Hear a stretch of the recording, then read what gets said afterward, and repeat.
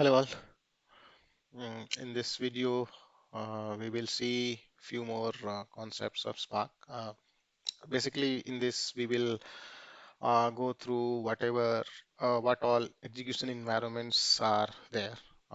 In one of my previous videos, I did mention about what are different modes in which Spark runs, like standalone mode, client mode, cluster mode. And in cluster mode, we have both Kubernetes as well as Yarn, Mesos. Those things are there. So in this, we will try to understand how different how Spark have different execution environments and how cloud vendors or other majorly AWS how they offer these things in their platform. Uh, so let's get started. Basically, Spark can be deployed in multiple ways. So we can have standalone mode, we can have client mode, we can have cluster mode, we can have local mode. So this hierarchical graph shows which are their different methods which are available. For example, we can run Spark on a single machine in local mode, where client process, driver, and executor everything runs on the same machine, and they use JVM to do that. Uh, Again, these will have limitations, how many cores you have in the one single system, how much memory that gets divided into the executors, plus how much, so that there will be limitations on how much data can be processed. This will be good for just to test out few things, but for example, if you want to validate whether your Spark syntax is correct or not, you can do it locally. But if you want to see whether you can't do a benchmarking, you can't do a real life production scale data set transformation in the local mode. You can do POCs, you can do syntax validation, you can see whether your program's flow is working fine or not. That for that is single execution mode.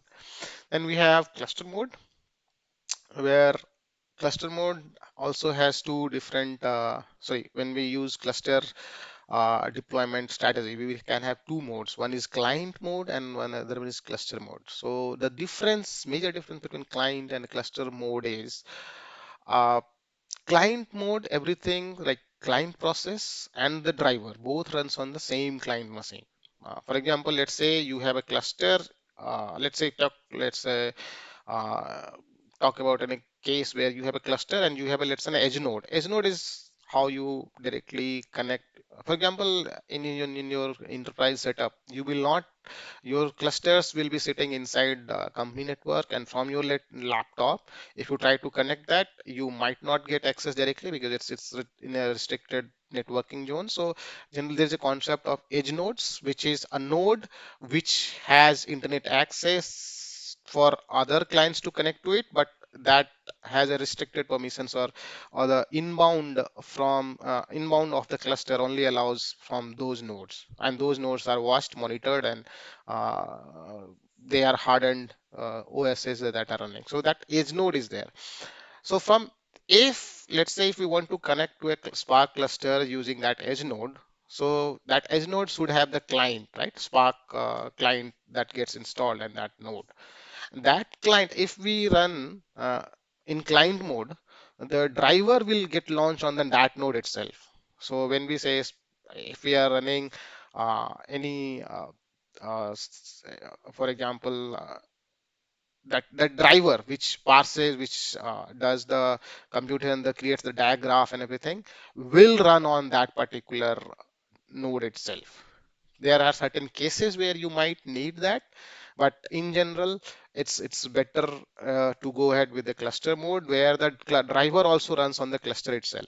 So uh, in that way, the client is only streaming the data from the driver, or streaming the logs from the driver for you to see what is going on. But if you close your client application, your driver will keep on working. Right, so that's the major difference. So in mode, both client process and the driver runs on the client machine. It can be your laptop, it can be your edge node, and the executors run on the cluster. But in cluster mode, both the driver and executors run on the cluster. Only the client process runs on the client machine, and this client process is nothing but a Spark client, JVM, which talks to the driver for logs or sending some information. For example, when we launch a Spark cell in, let's say, cluster mode, what will happen is that we will get an interface which talks to the driver. So whatever command we are typing will be sent over RPC network, RPC mode to the driver, and driver will keep on running on the cluster side. So that's one difference is there with cluster and client mode. But as I have worked with very large companies and I have seen, I never recommend people to use client mode. Uh, because there are a lot of issues with client mode.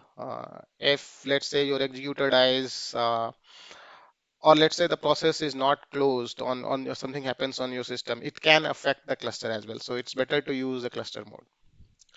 As I was saying in here, let's say let's go to this local mode part. Local mode is nothing but single machine mode where everything is running on your laptop or something. So one single JVM has everything inside that, and executors are also running inside that. So this is very uh, basic way, crude way to just check out your syntax and stuff like that. Then now cluster modes, as I mentioned in my one of my previous videos as well, the clusters can be of three different types which are supported by Spark, which is Yarn, Kubernetes, and Mesos. Or there are any custom solutions as well, like people can use their own cluster managers as well. So they will have to just implement the API that is understood by Spark. So major vendors or major distribution or major clusters that you will see will be running either on Yarn or on Kubernetes. Yarn is very common. It is coming from the on-prem areas. So Yarn, how it works is this was so here you have running Spark Summit application, and let's say on SDFS you have kept your code.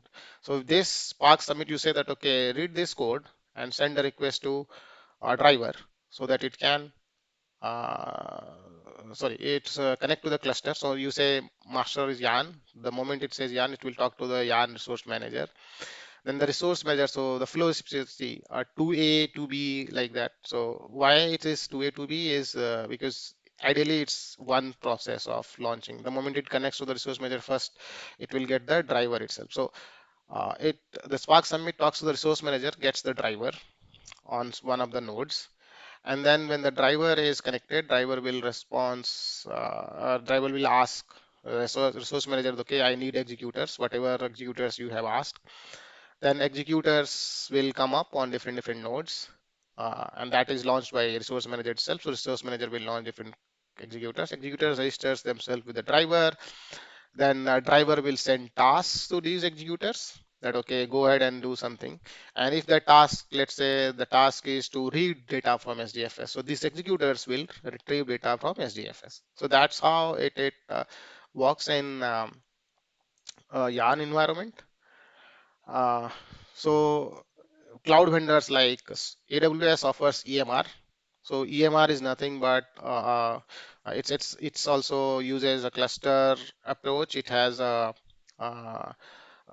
concept of instead of worker nodes, they call it task node, core node, and master node. So they have three different labels, and they do it for certain reasons. One is core nodes are used for running drivers. We can run drivers on executor nodes, sorry, task nodes as well, but generally it is not preferred.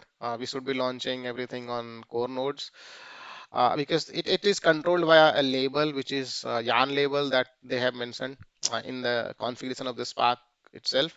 So how it happens is certain nodes in cluster will be marked as core nodes, and drivers will only come up on those, and executors will come up on the task node. This is also nothing but a Yarn cluster, as I mentioned earlier. See, it's so the EMR runs a Yarn cluster, and the same flow happens. That client will ask for cluster manager to launch a driver. Driver launches executors. I will ask for executors from resource manager. Resource manager will launch executors. Executors drivers will send the task to the executors, and executors, if needed, will read from S3 and do the processing, returns the results back to the driver. So this is basic concept of how Yarn works in. Then we have Kubernetes. So from Spark 3, Spark can also be launched on run on Kubernetes. And the reason people want Kubernetes version is it uses containers and it can each can have their own different image. So it allows, for example, let's say if you are running on on-prem solution, or let's say you are running with Yarn and you want, let's say, two different versions of Spark. Let's say team A wants 3.2 and team B wants 3.5. uh, if we are on Yarn, we will have to launch two different clusters, one with Spark 3.2 version, one with Spark 3.1 version or 3.5 version, whatever it is needed. And we will have to duplicate the resources and everything. But when we are running on Spark on Kubernetes, it can, if the Kubernetes cluster does has a mapping with the supported versions of Spark, we can run side by side at the same time. We can run Spark 3.2 and Spark 3.5 in the same cluster. So that's why people choose Kubernetes. How it works is when we do a Spark Summit, so it talks to the Kubernetes cluster, Kubernetes master, and it will ask that, okay, boss, give me a pod where I can run driver. So again, Spark Summit does to connects to the Kubernetes master. Kubernetes master schedules a driver pod. Driver pods requests the executors to be launched. Then again, Kubernetes master launches executor pods, and then those executor pods gets registered to the driver, and driver then sends the tasks to them. And once they process the task, they send back the result to driver, and driver sends back the response to the Spark Summit client, whichever is listening to that. And in between, the Kubernetes master keeps on monitoring pod events to see what is launched, what is not launched. I need more? Do I need to clean up? So stuff like that is handled by this Kubernetes master. It is something similar to Yarn, but yes, it is. It provides an option of running things different versions side by side, and also pod launching. And for example, if we wanted, if job one wants certain things to be installed, certain specific Python project, let's say, needs to be installed, in that their job's requirement is that they need those versions. If that is the case, that will work out very well with the Kubernetes environment because it does not affect anyone else's job. The whatever installation that happens on the container, not on the host system. But in case of Yarn, it will the nodes should have that particular environment, and that messes up the whole binary system, whole package versioning gets into toss. So that's the one other reason why people prefer to run Spark on Kubernetes. Using the same approach, like how Spark was able to run on Yarn, so AWS team created EMR on EC2, which is this Spark on Yarn on AWS cloud. And same way, based on the Kubernetes approach, they have launched a service called EMR on EKS. It's something similar. So user connects to, so there is a EMR on EKS cluster, which is nothing but a virtual cluster that is created on EMR, but that talks to an EKS service, EKS cluster itself. So this is an EKS cluster on which there are different name nodes, namespaces, and different processes runs on each of the node. And what happens is user submits same way. User submits a job, it goes to the EMR on EKS API that launches a driver pod, executor pod, and everything works as it is. There are a few services like CloudWatch logs, S3, and these are needed because the pods will come and go. So if you want to process or access the logs, so if it is not sent to S3 or it is not uploaded to CloudWatch, it will be difficult to find that after the pods have been deleted. That's where there are some extra components in the picture, but it's basically EMR on EKS is nothing but EMR on Kubernetes. And that's how AWS offers it. AWS also has an offering called Spark on EMR serverless. It is serverless is basically they are saying that we don't have to worry about how many nodes, or what resource manager, how we should be managing Hadoop cluster or not. They offer it themselves. They have their own setup, but it is something different. because of the fact that it is not running on Yarn. It is managed. It is a different cluster manager that AWS has built for themselves, so that it can be used. It is similar to Yarn. The functionality wise, there is no change. You don't have to change your code, but it's not plain vanilla Yarn. It's an different engine. And this job engine, there is a job engine which manages the resource. Then there is a metadata service which is there hosted in Lambda plus DynamoDB, and they have a customized Spark runtime. When we say customized Spark runtime, means they might have patched their Spark with their custom code. For example, a specialized code for S3 committer, a specialized code for shuffle, or there is a concept of using S3 as a shuffle intermediary point, so that I think there is a something starts with C, cookie cutter or something like that. So they have a different project. So that those changes might be there in the runtime. So that's just a different runtime which is there.